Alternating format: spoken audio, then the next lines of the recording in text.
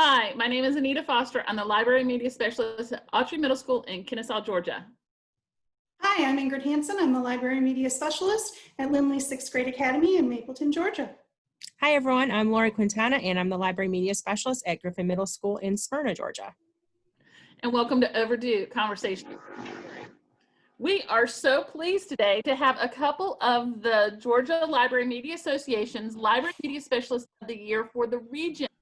And so I'm going to let them introduce themselves and tell you what schools they're from.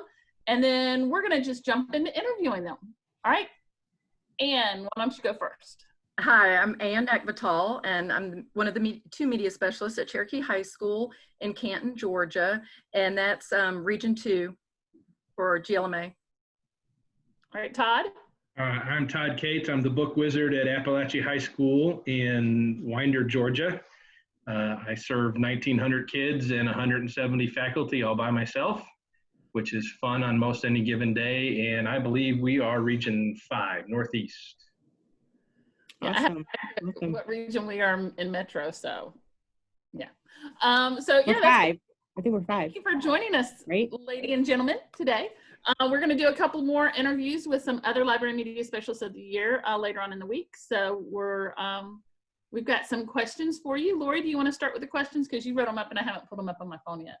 Yeah, I mean, you just told or introduced yourselves, but and Todd, you kind of went a little bit into what type of school that you are a library media specialist at and the number of students that you serve and everything. But if you guys could just tell us a little bit about your libraries, and you mentioned that there's 2 media specialists at yours, but if you could just kind of give everybody a visualization of your library and what it looks like and what is happening in it on a day-to-day basis, that would be awesome. So we're the oldest high school in the county. Like every adult in our county went to our school, but now there's 6 high schools. So when I started there, I'm gonna say been 50 years, maybe since anybody weeded. So we really like, the woman that was still there has since retired, and she and I just like dug in and revamped the whole library. And in I've been there 5 years now. We had 2,700 kids at the end of the last year. They're looking at 29 something to open this year, I think. It's a very diverse population, you know, in all aspects, socioeconomic and ethnicity and everything else. We have a lot of students from Guatemala, and I never knew that not only do they not speak English, but a lot of them don't speak Spanish either. So that's probably one of our more interesting challenges. So we try to get those kids into our library like once a week, every other week, and we really work with them a lot. We have a maker space. We've kind of done some of the trendy things of the past few years. We have a maker space, and we genrefied, and I feel like we have a really good group of kids that just like to read for pleasure. And then of course we try to support the teachers and the students in the curriculum, and we have we're trying to be one-to-one on devices in the library. So that's kind of our makeup, some of our goals. We're getting a new principal this year, so it's just constant change. It's always hopping, something's always happening. No 2 days are ever the same. I think that's what I love about it the most. That's awesome. I know what it feels like to get a new principal. I had a new one this past school year too, and it's turned out really great. But it's definitely a learning curve for. Oh, I think he's going to be amazing. He was an assistant principal at our school previous to this, and then they sent him up to an elementary to be principal, and now he's coming back, and he's bilingual, which is really going to help us out a lot. And so I'm excited. I'm going to miss our old principal. I've been like super blessed in the principal department. Everyone I've had has been fantastic. So yes. Makes a big difference. I'm the blessed one. I'm going to say that my principal is why I'm here talking to you right now. Just go ahead. That's awesome. Can't say enough about a supportive principal, and one that really understands and believes in how important libraries are for students. So he just, every idea I have, he just says yes, and I'm like, yay. So I know, that's it's how awesome. Mr. Crawford is with me, and I love it. I can come to him with the craziest idea and he'll try and figure it out. So that is awesome to have a supportive principal. Yeah, it inspiring. things so much easier, and it allows us that creativity that we need to build the programs that we have. So it's awesome. Yeah, because you can have some great ideas and them not fly, right? If without the principal supporting it. And so, so yeah, it's awesome. It's a great feeling. All right, Okay, Todd, you want to tell us a little bit more? Like I said, I'm at Appalachia High School. We've got about 1,900 kids. My media center, when I first got there 5 years ago, we had the obligatory rows of computers in one area. And the first thing I did was got rid of those and got a Chrome cart and bought cafe style tables so that kids could come in and feel more coffee shop kind of relaxed atmosphere in that area. I moved out some shelving that was making it hard to move around the space. My book stack area is it's a 2-story space and a lot of light coming in. So it's very bright, very open, other than the fact that I have 8-foot tall shelves. And this is our 20th year. We're the baby high school in town. So everybody that teaches at my high school went to the other high school in town years ago. And so, but nobody's weeded in 20 years. So that's my project starting up this fall. And it's, when I was at my last school, I waited 5 years and then I started weeding there because I wanted to get a good feel of what was going on with the stack and what was going on with the catalog and the kids and the teachers and what their needs were. And so I'm going to start that process this fall, depending on what we're doing in the fall. Right. I feel like y'all said, I'm very fortunate that my principal, I was her first hire. She was the brand new principal and she hired me to come in with her. So I've always said to her, I said, well, you're allowed one mistake. You made yours right off. And it's been downhill ever since. But no, we're a very diverse school. We've gone from about a 60% graduation rate to about an 88% graduation rate in 5 years. Amazing. So we've worked really hard at literacy. That's been our biggest focus.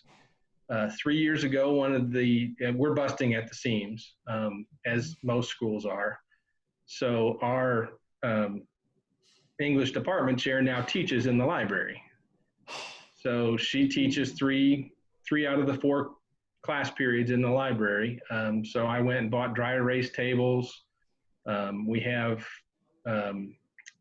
the touch TV for most of our classrooms, but we've got one in there. And so, we've really kind of revamped the space to make it possible for her to teach in there, for kids still to come in and check out.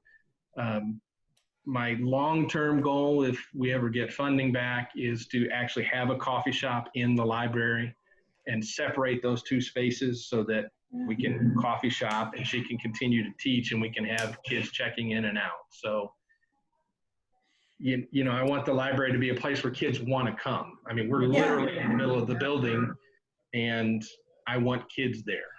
So Absolutely. I don't like kids, but I want them there. Do you get to collaborate and teach with her at all since she's in your space, basically? All the time.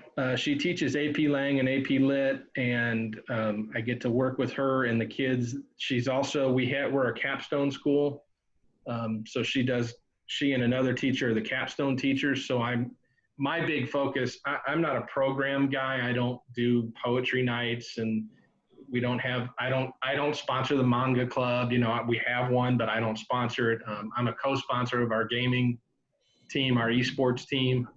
But my focus is on research because I'm looking to the next step for a lot of these kids. And so I work a lot with them on Galileo, especially, and how to research and how to cite their work. And so working with her is really good in that respect. And I work on kids building their portfolios.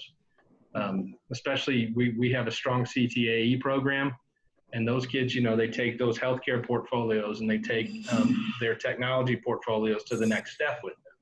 And so I like to work on that stuff a lot more. I wish we had a second media specialist that could do programs for kids while I just focused on the other, but that's where we're at. So yeah, you gotta do what you got. So And I think that speaks to a lot of the heart and passion that library media specialists have in their jobs, because we just go all out no matter what with what we have for our students every day. And so it really sets us apart in the impacts we make and stuff. So, so I just have a quick question, because you're both high school library media specialists. Todd, you were talking about the coffee shop, and Ann, you've got 2 media specialists. So, Ann, how do you have 2? Does your principal feel that there's a need for having 2, or is it a requirement because of the number of students you have? I don't know if this is state or local to Cherokee County, but kind of the rule of thumb at the high school is if you have over 2,000 students, you get a second media specialist. Up until then, they have a clerk at the high school. Our elementary and middles still are just 1 media specialist. I think if they could work it out, they would try to bring clerks back for us. But after Corona now, I feel like we're going to be in another recession. So, you know, none of us is holding our breath for that. We all do the best we can with what we have. And I feel really blessed that there are 2 of us, because we do get the opportunity to do some of that program he was talking about. Todd, I think you and I like have a lot of similarities. I mean, we really went from like book warehouse to a learning commons, and you know, making it a place where kids want to come. We have a really strong CTAE as well. So we take whatever is thrown at us, and you know, there's rarely a lull, but if there is, then I can usually think of something to get kids coming in the door. We don't do the coffee shop concept. We have one in our school, but it's run through the lobby of the auditorium. I have tried it in the past, and I would love to have that happen in my media center. I'd love to have that coffee shop feel, but it ends up being so much extra work for us that we have not done that. I might give this new batch of kids another chance, but the times we've tried it, it has not worked well.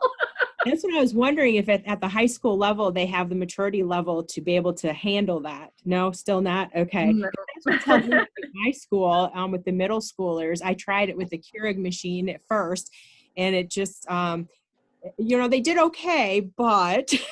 They wanted to extend it to full lunch coming in. You know, it's like if I give an inch, they Yes. take a mile. And so they were bringing in full trays and sneaking in sack lunches and, you know, eating stuff out of their kangaroo pouch on their hoodies. So it just got a little crazy. It feels great that they want to be in the library. Like I love that. And so, yeah, kids are like, they tell me all the time, can we just stay here all day, Mrs. Quintana? Can we just stay here all day? So have you now, Lori does do lunch in the library. Yes. That's a big compliment that they're saying they want to stay there all day. That's awesome. Yes, are you doing that too? I do. Last year, we're a PBIS school, so last year they were able to use their PBIS points to come in. But frankly, that got super hectic, and I just had a whole bunch of kids, and we have so many children that lunch runs for a very long period of time. So we're doing something different next year, but I'll still allow them to come in for lunch. I have an iPad out in the morning where they have to come in and sign up, and then we send a list of students who signed up out to teachers every day so that they know who can come down to the library during their lunch period. But kids are running in there every morning, and there's a big line, and you know, we have to watch, you know, because we have to limit the number, because like, you know, like you said, Ingrid, you still have other classes in there and other things going on in the library, so you have to make sure there's enough space for everybody. So I need a bigger library, and I like Todd said he had 2 stories. So when I was watching Breakfast Club the other day, it's amazing how libraries still have the same furniture as when Breakfast Club came out, a lot of them. I was going to ask him if he had the sliding ladders. Library. So yeah, so Todd, talk to us about yours. Yeah. You know, Well, it's one and only at high school. Yeah, it's the space is 2 stories. I don't have 2 stories of books, unfortunately. Oh, okay.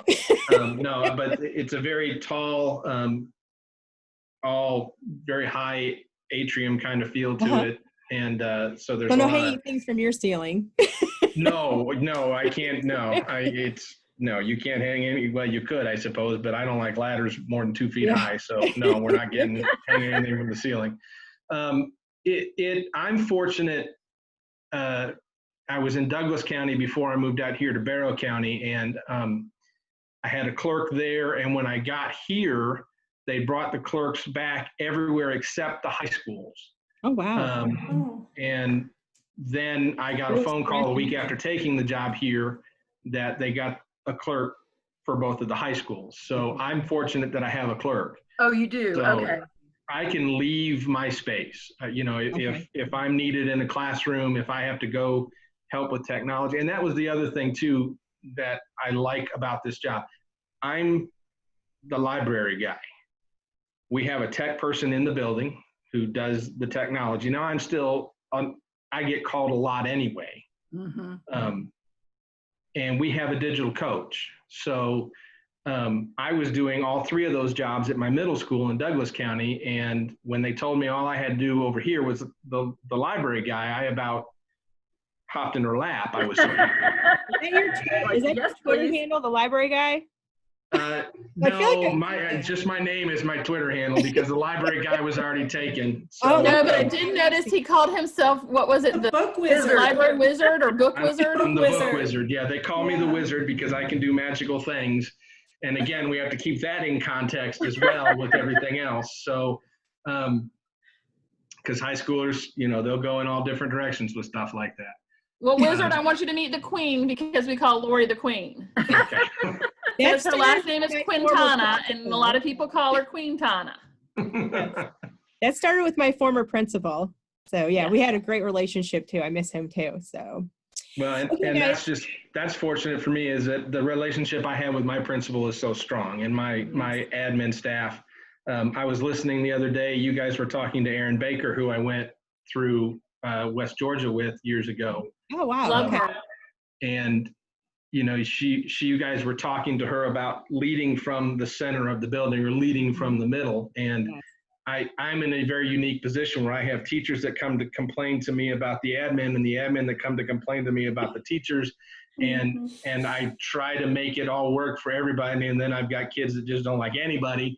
And so, we're kind of in that spot where we get it from all sides, and we are in a unique position where we try to make it work for everybody from all sides. I always say I'm going to get bar stools and just put them along the circulation desk. I have not done that yet, but it's next.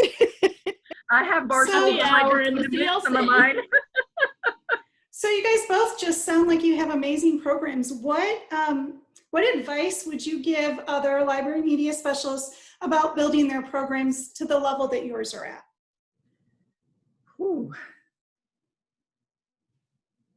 Well, we've talked a lot about this already. Getting your admin on board, step number one.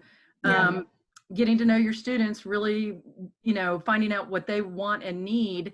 A lot of times will just go pull up a chair at a lunch table with 5 or 6 kids, and I'm gonna be like, sorry to bother you, but can y'all just answer some questions for me? I'm thinking about doing XYZ. What do you think? I try to really do like the informal, survey thing a lot, and try to get to know them and what they want. And I try to do as much. I can't always do everything they want to do. Like when it comes to makerspace and stuff like that, it just, things are cost prohibitive or whatever, but I try to accommodate them wherever I can. We have a lot of clubs that meet in the media center. We have a lot of offices that are in the media center. So we get a lot of, traffic that might not come through other media centers. Otherwise, we had the work-based learning teacher in there for several years. We had the graduation coach in there for several years. So we get that kind of drive-by traffic and, try to take their temperature while they're there. It takes a little while. I mean, I would say 2 or 3 years to really get to know your collection, get to know your admin, get to know your staff, your students. You can't really start building until you have all that foundation work laid. I agree. Yep. Todd? I just build relationships. That's what I am. I'm a relationship person. I'm an out there person. Quarantine has driven my wife nuts, having me around all the time. She's a middle school. She teaches 6th graders, so it's just a different level of obnoxiousness around here with me around all the time. But I'm out there for people, Todd, are you saying you're more obnoxious than 6th grade boys? I'm more obnoxious than 7th grade boys. That's how obnoxious I am. Yeah, I'm out there, and I do all the announcing for our softball and baseball teams. Oh, wow. In the hallways during transition. We have an atrium right outside where everybody goes through our building. And so I'm out there during transitions. I'm in that class. I'm in the library in that classroom working with those kids all the time. I do what Ann does. I'll go into the lunchroom and I'll sit down with kids and I'll talk to kids and just to find out what their needs are. And I work really closely with my teachers because I figure if I get my teachers what they need, then the kids get what they need as well. And so I work really closely getting the teachers, the technology, the apps, the materials that they need to make sure that they can serve the kids. So I just build those relationships with people. And I love doing that. That's been one of the things I've loved the most about my job is getting to know the people that I work with.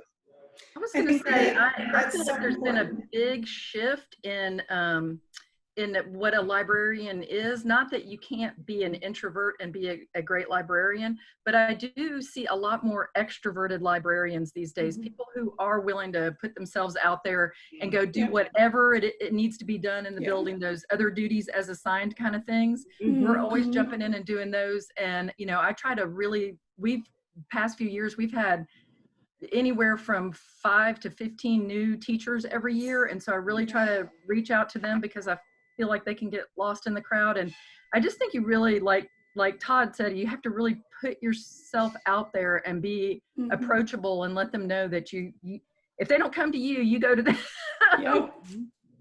Okay, Ann, I had to explain why I laughed when you said other duties as required or whatever, because Mr. Crawford and I have a really good relationship. If you've listened to any of our podcasts, you know that. And every year when we get our thing to sign, I always cross out other duties. Sign it and turn it in. I can get away with that. He always brings me a new one and goes, I can't send it to the district like this. I said, and I finally went, I'll do whatever you tell me to do. Yes. But yeah, I think both of you are correct. It's the relationships that we build that's the most important. Relationships with the teachers, relationships with the administrator, and relationships with our students, and even with our parents. We haven't even touched on that yet. Oh, yeah. Our relationships with our parent supporters. So very important. Parent base of support. Especially Todd, with you being by yourself. You do have your clerk, but do you have any parental support? My sister, we're going to ignore her.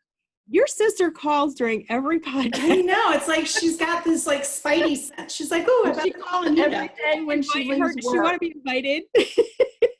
She calls every day when she leaves work. Well, I think that's very sweet. That's very nice. To check on us and to tell me all the gossip at her job. Well, Ann and Todd, I think you guys gave great advice for our listeners. Well, I want my answer. Do y'all have good parental support, and how do you utilize that? I had a lot when I was at elementary school. I have a few now that seem to do everything. I don't have the quantity I had when I was at elementary school, but there's a couple of people that I know I can call on at the drop of a hat. I did our first TEDx in our county this year, and it was a lot more daunting than I expected it to be. I just jumped in, and started doing it, and then I was like, oh my gosh, I need help.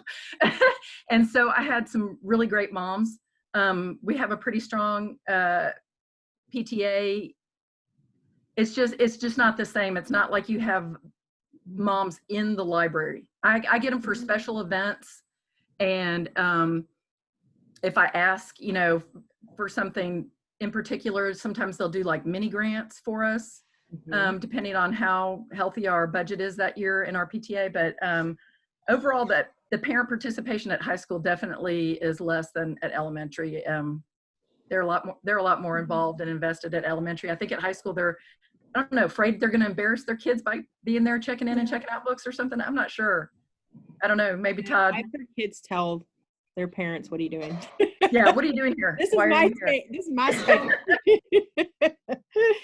But you know, they're great financial support. I mean, that's our parents are at my school, like tremendous financial support with our foundation and our PTSA. So how about you? Do you get a lot of parental support? I again work those relationships from the softball and the baseball side of things, because I do both of those. Where I do the announcing is inside of the concession stand, and of course that is run by parents that are supporting the program. So I've developed some relationships there that have allowed me to ask for money, and I've gotten it sort of as a sponsorship through, just like they would do with baseball or softball. I don't have a lot of parents that come in and out. We have a very good community here of people that like to support the school. I work more, I like to rely on the kids more. I had, you know, my work-based learning coordinator is a good friend of mine, and she's always, you know, sending kids my way. We've got peer leaders in the building. And so I don't have a permanent work-based learning kid or a permanent peer leader, but if on any given day they can't make it to work that day, or there's something that's come up, and the peer leader doesn't have to be at their regular station, they come and work with me on projects. So, you know, I'm trying to build, especially juniors and seniors, I'm trying to get them looking beyond the walls of Appalachia. And so you don't have to go to college. You don't have to go to a trade school. You have to leave Appalachia, though, and become a productive member of society. And if I can get you to the point where you can be productive in whatever goal you have or wherever you land, then I've done what I'm supposed to do, or what I feel I'm supposed to do. You know, I love that, and I love how student-centered you are, student-accomplished-centered you are. I just think that's such an important piece of what we do, is really just staying focused on our kiddos and what they do and what they need from us to be successful, whether it's during their time with us or when they leave us. Well, and I like to tell them I can't miss them until they're gone, so they need to go. And then I'll miss them. There you go. I love it. So what is one thing you would like to share about the GLMA Library Media Specialist of the Year process that would help benefit other library media specialists? So throughout the process of applying and waiting and all of that, like what's some advice you'd give to somebody else in the future that wants to apply? I'm going to be completely honest here. When I got to Barrow County, if your principal felt like putting you on the Teacher of the Year list, that's the only way you could get honored as a library media specialist in this county. And Douglas County, where I came from, there's 31 media specialists. We were part of GLMA. They were part of that process. And there was some, I felt, and don't get me wrong, my county office is very, makes us feel very valued as people. But they just didn't get that we're not a classroom teacher. Do we do classroom teaching? Absolutely, but we're not a classroom teacher. And so I started complaining. And we have a great lady, Jenny Persinger, in our county office, who's our testing coordinator and a former media specialist. So she's our, you know, she would run our meetings every couple of months and bring in what we needed so that we can meet as a group. But again, I was in her ear constantly. I'm complaining. So they moved from Barrow's having us there. They then decided to add us a couple of years ago to what they call the Barrow Best, which includes counselors, food service, transportation, maintenance, that group of people. Again, do I do maintenance every single day? Have I heated up some kid's lunch every single day? But that's not where I am. And so this year they finally said, okay, we're going to allow you. And again, this was a fight we've had for the last 5 years, or I've had for the last 5 years. And I literally applied on the last day we could apply for the county because I didn't want it for myself. There are some really dynamite people in this county that do some really dynamite children's and young adult and youth programming. And not at the level of a Cicely Lewis, but still very important work with kids. Mm-hmm. And so I put my application together. I said, look, this is what I do. I'm much more of a research librarian. And they gave me the county nomination. And so they're like, okay, you need to do the regional. And they gave me the regional honor. And so I'm sitting here looking at the other 8 people that are honored, and I'm going, man, I'm never complaining again. This is ridiculous, because this is just silly. I mean, there are so many great people that do what we do. And I just felt that Todd, I want to interrupt though, and I want to say that you do need to do what you're doing. Look at the amount of advocacy that you are doing for your fellow library media specialists within your county, within your region. I mean, you changed the way that you're being viewed, and that is monumental. That is such a big task. And I think that's amazing. And you should be recognized for the work that you're doing, not only in your building, but what you're doing for your peers as well. I mean, that's just a tremendous story, in my opinion. Well, thank you. But I promise you, I'm not going to complain again about anything out loud. I will work through the back channels this next time. But no, Todd, here's the thing. For so long, and I have said this before, I'll say it to my dying breath, but for so long, librarians have been the meek, mild people. We're not that anymore, number one. I've heard 100 times, probably more, that you just want the glory. You just want the award. No, I don't. I want to bring advocacy. I want to highlight what I'm doing so that it gives those that might need some support and some help and some encouragement in their roles to do what they need to do. Because it's not about you. It's not about me. It's not about any of us sitting here at this table.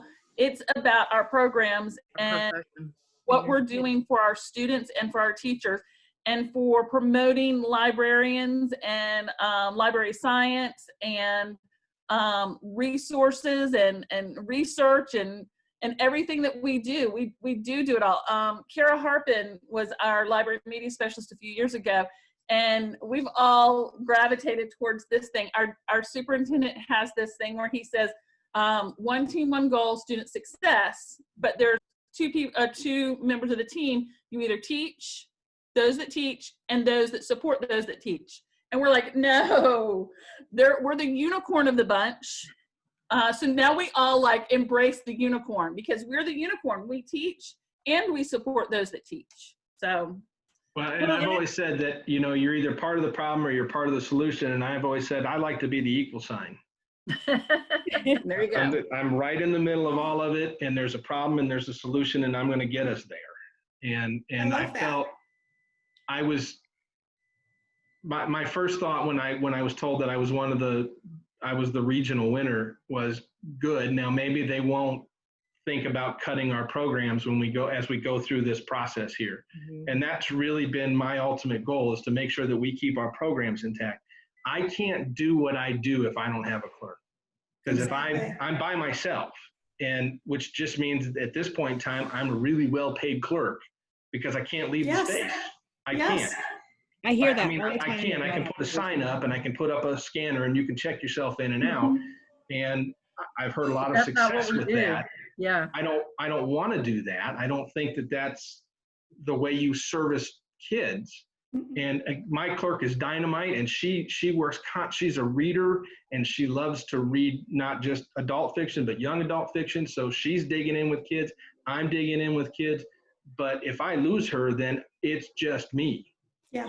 And so now I'm bringing just my old white guy perspective to the process, and she can bring a whole different perspective to the process of getting kids what they want and what they need and what they need. And so I was really happy with the fact that I got nominated or honored in such a way that now my county office can't go, oh, well, you're out the door, because that's going to look kind of not really good for them. Well, I just want to say there's nothing wrong with wanting the award. So when people tell you, oh, you just want the award, well, sure, I want the award, but it's because it represents everything we do, right? So there's nothing, I don't know. There's nothing wrong with wanting the award. So. Well, and the award aside, I am still just speechless over what you accomplished in your district and your corner of the world, and how you have expanded that definition and changed the way that library media specialists are treated. And I am awestruck. I just can't say enough how amazing I think that is. Kudos to you. That's awesome. Well, thank you. Anne, you wanna share yours? You know, I've done this process a couple of times, and while he was talking, really, you know, struggling with what advice I would give to somebody else. It's, you know, you hear this on any kind of award, that it's just an honor to be nominated. But I mean, I truly, really do feel that.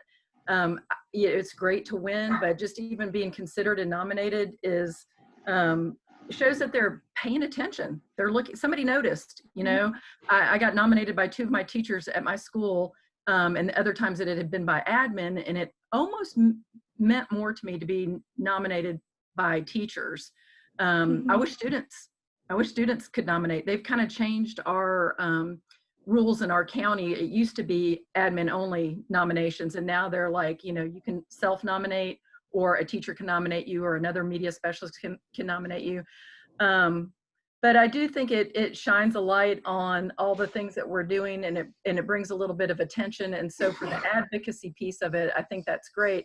It's really hard, and you know, I don't know if this is a gender thing at all, but a lot of women have a hard time like going, hey, look at me, like they feel like they're bragging or something. Yep. And I just happened to be watching Dr. Phil during all of this, and he got his star on, you know, the Hollywood Walk or whatever, and somebody said something to him about awards and nominations, and he's like, don't hide your light. You know how Dr. Phil is. He's like, don't hide your light. So I really do feel like it's just kind of shining a light. Well, and I think that's such a great point, because I think so many of us as women struggle to do that. You know, I think we're raised with the understanding that that's boastful, and you know, that's not flattering to yourself, and you need to not, whatever, we need to be more modest and so forth and so on. And humble, yeah. Humble. That's what we should be, more humble. Yes. Especially, I don't know so much with the kids that are coming up, right? Like the students that are coming up now. I don't know if that's the case, but what did I miss? Why are we all laughing? I was going to say, social media has changed some of that for the kids that are coming up. They're a lot more open. Out there. Yeah, they're out there. A lot more of them is out there too, unfortunately. Lori just looked at me and went, ain't gonna happen. I went, ain't. No, because you know what? It is a measurement of, you know, the impact we're making. You know what I mean? That tells us we're doing good things, and you know, we're making a difference with students and in our school with the teachers and supporting our admin and all of that. How else are you going to know if you're not recognized, or if somebody doesn't speak up and compliment you? And as far as the social media thing, yeah, there's a lot of edu celebrities out there. I hear that all the time. Celebrities, you know, I like that. I feel like we learn from each other. I love Twitter. I have it's a great big PLN and everything like that, but I feel like it's given a huge voice for school librarians that maybe wasn't there before. I mean, I'm pretty new to my position. I'm only going on my 5th year, but my former principal was like, get on Twitter if you want to learn. And so I did. And it's been amazing. I mean, it's put us into contact with each other that that would have never happened before. You know what I mean? And so you can choose who you want to follow and not follow, but I follow some amazing educators out there, and I'm so thankful for them. But Anne, I don't know if you were finished with yeah, I mean, I think so. It's just you know, I guess my advice would be, you know, to be proud of what you've done and feel good about sharing it. And maybe you're helping somebody who's a brand new media specialist. Look at it that way. You're bringing a little bit of attention to your school, which is, you know, always great. Like I said, I wish it could be a kid nomination thing, because I think that would be really very meaningful to all of us. I mean, that's our number one customer. We have a lot of different customers that we serve, but you know, it's every day in the trenches with the kids and helping them in a multitude of ways that makes the job, you know, interesting, makes me want to go to work every day, makes me love my job, is the kids. So love it. yeah. All right, so I think it's going to be our final question unless you ladies have anything else. So they tell us to be prepared in and out of season. So I have had many a school board member or someone high up from the district walk into my space, and I had to have my elevator speech prepared.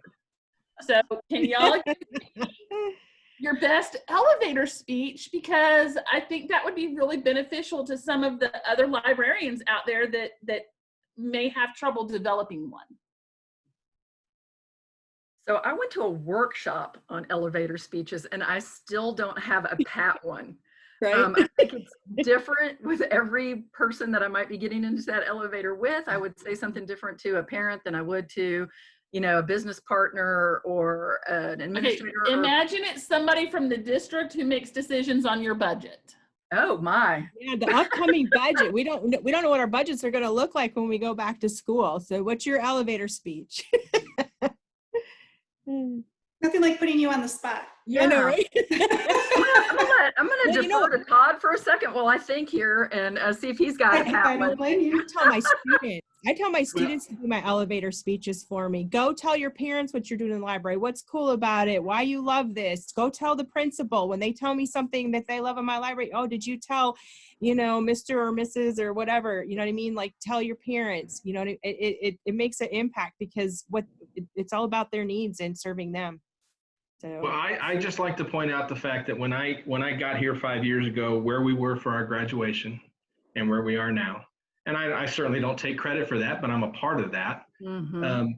When I got here, there was a closet full of books that were donated to our building by an organization, and the previous media specialist didn't like the content, so she didn't give them away. Well, the first thing I did was give them to the kids. That's who they were for. And that's what we're here for, is for these kids. And if they're not coming into this space, if they're not getting what they need, if we're not pushing them forward and moving them along, then we're not doing what we're supposed to do. And I can't do that without a budget. I can't do that without money. I can't do that without a clerk. I can't do that without a teacher teaching in the space. I don't want to lose her. I've had a lot of people say, oh, she needs to go back to classroom. No, I need her in this space. I need kids that wouldn't be exposed to AP Lang and AP Lit to come into the library, and I need them to hear that language, and I need them to hear the passion that she's teaching with. And I can't support her if I don't have the things that I need to support her. And so I need those things. I need my tools so that I can be the equal sign. We've got a problem. We know where we want to get to, but we can't get there without the equal sign. And so I've got to have what you've got so that I can do the things that I need to do to continue to make our success public and known and moving forward. Well, and seeing what you're doing, right? So seeing what you're doing in your space has been probably the most impactful, you know what I mean? In all of the things that, you know, with you, was it Anne, you said you have a lot of people in your library that come through? Yeah. And we're inviting a few more in this year, so we're changing some rooms around. And what Todd said, I figured he'd trigger something in me. So we are actually adding a third teacher's lounge in the library. And I had a couple people do what he, you know, said. They were like, why do you want them in there? You know, and I'm like, because then they see what's going on. They see what's happening. The people that don't come in on a regular basis, whether they're students or teachers, they don't see the value. So if they're just walking by to get a cup of coffee or go to the restroom and they see somebody else in there teaching, or they see 10 kids lined up at the circulation desk to get a book, or they, you know, whatever they observe in there, they take that back and share it with whoever. That just gets us more, you know, customers and makes us more valuable. And I love it when teachers teach in my space. I actually have 3 full classrooms set up in there. I can seat about 165 to 170 kids, and I've got about 110 devices, and I'm still working on that one-to-one on devices. I you know, want the traffic. The day goes by like that. You know, it's not a quiet space where nothing happens anymore. And I always hate it because it never fails. It's only in between classes that you get like certain people popping in, and all the kids are on their way to their next class, and they're like, oh, it's so nice and quiet in here. You must love your job. And I'm like, no, this is the, you know, 2 minutes every hour that there's not somebody in here. Why are you coming in now? Mhm. But that, you know, it's part of the job. Yes, yes, absolutely. It is. You know, you're right. It happens. And I hate it when that happens. I'm just like, no, why weren't you here 10 minutes ago? You know, so, Well, but it doesn't everybody happen has very this often little, in my library because I have a transition hall that goes through my library. So, oh, wow. so like I have to say, go play the lottery or something, because if you came in here in the 2 minutes when it was quiet, you're feeling pretty lucky right now. You need to go. So yeah, that's great. Well, So go you got ahead. some- No, I was just going to wrap it up. Something else. I could keep going. This has been a great conversation. It really has. I was just going to tell them, or ask them if they had any words they'd like to share with our GLMA members. You know, positive, inspiring, something you want to just throw out there that you don't get a chance to tell our members or your peers or colleagues out in the school library profession world. So I knew there wasn't a script or anything, and I was like, what do I need to have in my little back pocket just in case, you know, there's a lull or whatever. I thought y'all might ask what we've been reading or what we've been doing. There's never a lull with us. So one of the other media specialists in our county did a book study, a professional development book study on Brene Brown's Dare to Lead recently, and she was like, you need to read this book, and it's phenomenal. I recommend it to everybody. I would recommend it to every librarian in our state. And she really liked Teddy Roosevelt, and I started looking at some Teddy Roosevelt quotes. So this was my favorite one of all. He said, nobody cares how much you know until they know how much you care. Yes. And I think that sums it up. We just care I love about that. our kids. Yeah. Yes, that's awesome. That is excellent. Todd, you have any? My big, again, thing is be out there. You know, this is not a profession for someone that's faint of heart, because you can no longer be the soft-shoed shusher. You can't be a tight bun. No, you cannot have a tight bun. You can't always wear comfortable shoes, mind you, but Yes. you cannot have a tight bun. You've got to be able to be out there, and you know, I'm on several Facebook library groups, and it's amazing the amount of outward anger people have for the people that they serve. And I just think to myself, how can you do this job and serve people and get where you need to go if you're not out there and willing to be out there and willing to get to know the people that you're around and just building those relationships? Because what looks like bad behavior to you is really just maybe their cry for they need something. And we've got to be that something. And especially today, we have to be that something. We have a whole change in our culture coming on right now, and we've got to be that something. Or in my case, the equal sign, whatever. Yes. But we've got to be that something. Like the great equalizer. What was that, Nita? I said I like that, the great equalizer. Yeah. And we really have that coming up when we get back with our students. We haven't seen them for how many weeks, except for, you know, in Zoom. But I think that school librarians are really going to pick up a lot of the social emotional part of, you know, the aspect. Yeah, we're already doing that, I think. You know, Yes. I mean, there's some things we can learn for sure, but we already are like that safe space for all those, you know, I don't want to say like disenfranchised kids, but some of the kids that just don't have any other place to fit in. We get them. We have 4 lunch hours every day, and we get those kids. For sure. They got to have. That'd probably be my elevator speech. Those kids need someplace to belong, and they belong in the library. Yep. Yeah. Absolutely. I'm nervous, a little nervous about what it's going to look like when we do go back, and because I had a large group of students that would come in at lunchtime. I would have 100 or more in the mornings, and we have 700 students in our school. So wow, that's amazing. I would about have 100 in the mornings. Yeah. Yep. And just hanging out and sitting at those cafe tables like you have, Todd, and sitting all over the place, and they find their quiet spot, or they find their group that they want to belong to, and a lot of socialization. And that's my time to walk around and build those relationships that that y'all were talking about earlier too. So that is very important that we're doing that. So I agree. all right, any last questions? Any last? Well, I just want to thank you both for being with us today, and congratulations again. We're so excited for you. This is a huge honor to be regional and Regional Library Media Specialist of the Year, representing not only your district, but your region. So just thank you. Awesome leadership. Thank you. Absolutely. Thank you for all you've been doing and are doing. We And appreciate I'm so excited to be able to sit here and talk to y'all today, because like we probably see each other, pass each other at conferences and all that. And so now I love it. When I see you, I'm like, yay, how's it Oh, going? we'll have makeup on if you see me in public. Yeah, but I feel like I've made more friends now. Like that's so important in our profession. You know what I mean? Our peeps. So, Yeah, I'm hoping we have ETC this year. I hope November things are starting to open back up again, because I'm excited about going. So We've got Dr. David Beeland is one of the co-chairs of ETC, and I work with Caroline Bucky Beaver, who is one of the two co-program chairs. So she's the one that runs the games. And as of right now, there will be two conferences, a in-person conference on the same day, which I've already signed up for, and a following that up with a virtual conference.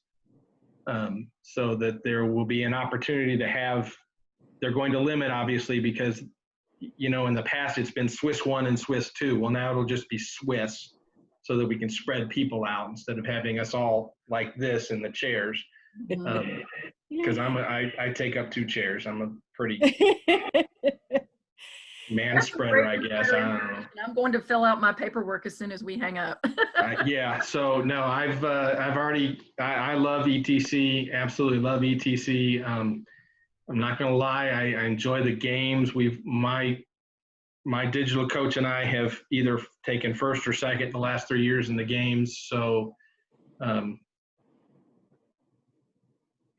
Amazon gift cards. I don't know what else to say, because we just are having fun with it. But yeah, no, they're planning as of right now, she had a meeting on Friday, they're planning to have an in-person and a virtual conference. So get your ETC stuff done, because I'll be there. I don't know about anybody else, but I'll be there. Okay, so I have to ask this real quick. Is that public knowledge and okay to be public, or do we need to cut that from the recording? no, that's public knowledge. And Okay. you know, they're just doing the one price.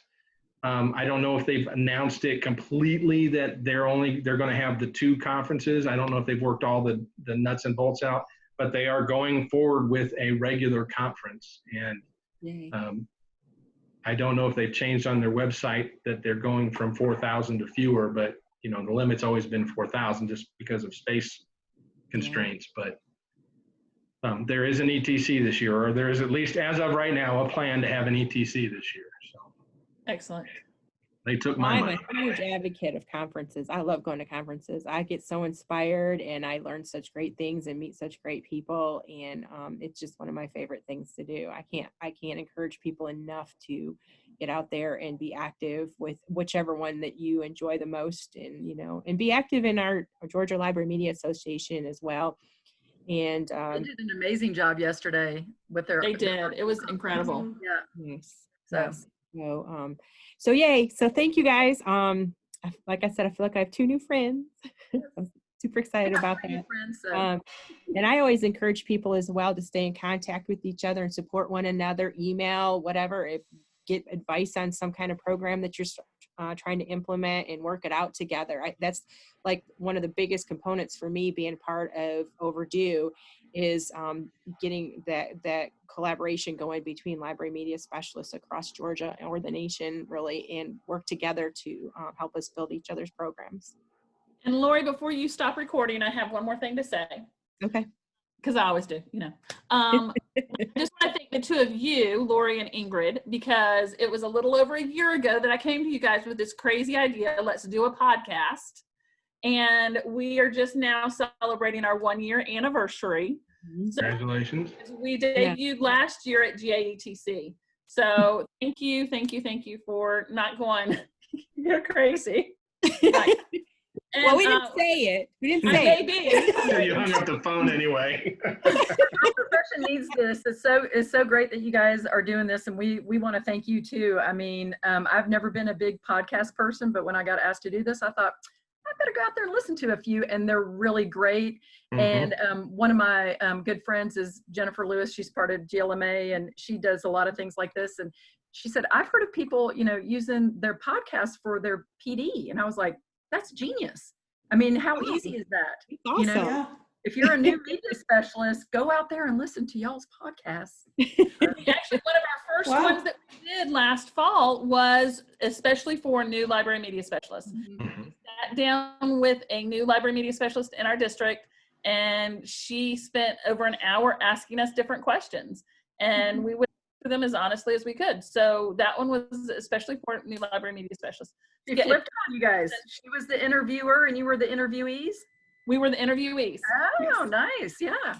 So, yeah, if you haven't listened to them, go out there. They're on all major podcast platforms. And now our last few have also been on YouTube because we're recording with Zoom. And we are posting our videos on YouTube as well. So thank you both for joining us today. Thank we you really so appreciate much. Yes, thank you. Congratulations. Thank you for having us. Congratulations. Yes. Congratulations Bye. for sure. Bye, everyone. Bye. Bye. Bye.